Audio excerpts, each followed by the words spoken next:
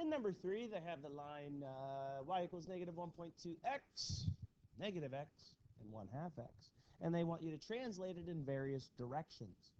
Right 3, up 5, left 2, down 1, right 4. All right, so here we go.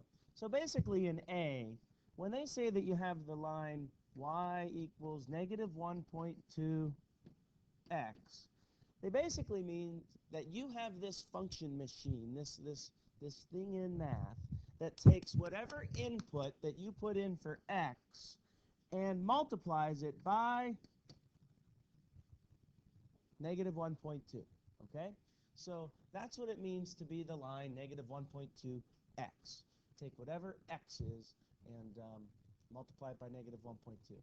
Well, instead of x, they want you to translate it right 3. If they want you to go right 3, you have to remember the rules that we have.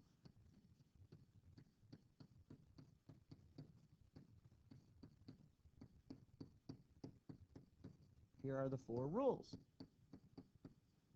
So, one moves it right, one moves it left, one moves it up, one moves it down. And they are in that order.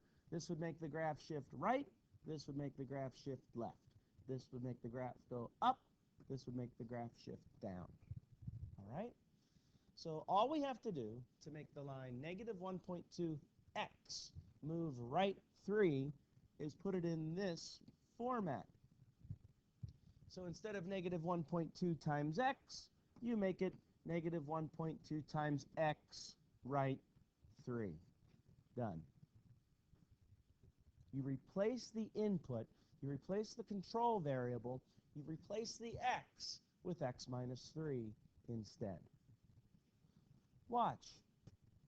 Clear. Clear. Y equals, clear, clear, clear. They want you to take the line negative 1.2x and shift it negative 1.2x right 3. Go. Here's the original.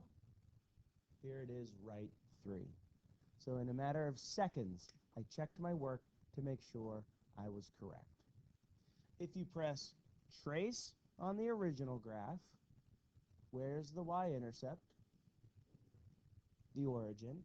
If I jump up to the other line and I trace to x equals 3, it should be at 3, 0, meaning that the point 0, 0 moved right 3. Okay? B. For B, you want to take the line y equals negative x. Okay, so in the parentheses used to be, well, there weren't parentheses, but it was negative x. So this function machine takes the input x and just makes it opposite. It makes it the negative of what it was. All right? So let's see. They want us to make it go up 5 and left 2. Remember this. Left and right are controlled by left and right parentheses.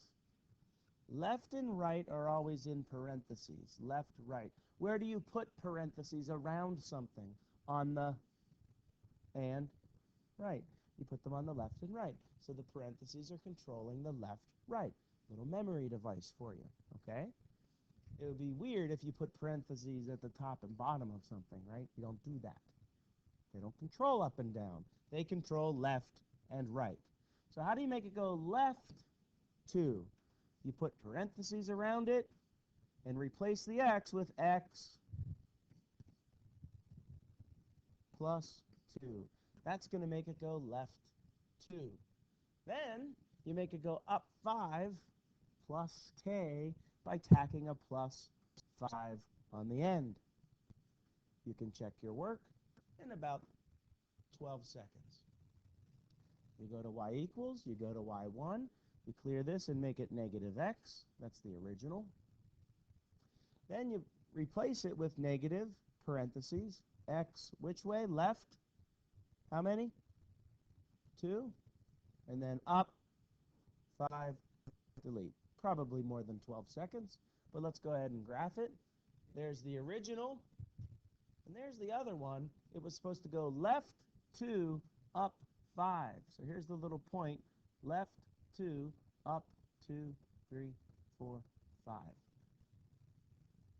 So did the trace origin 0, 0, did 0, 0 move on the other equation to negative 2, 5?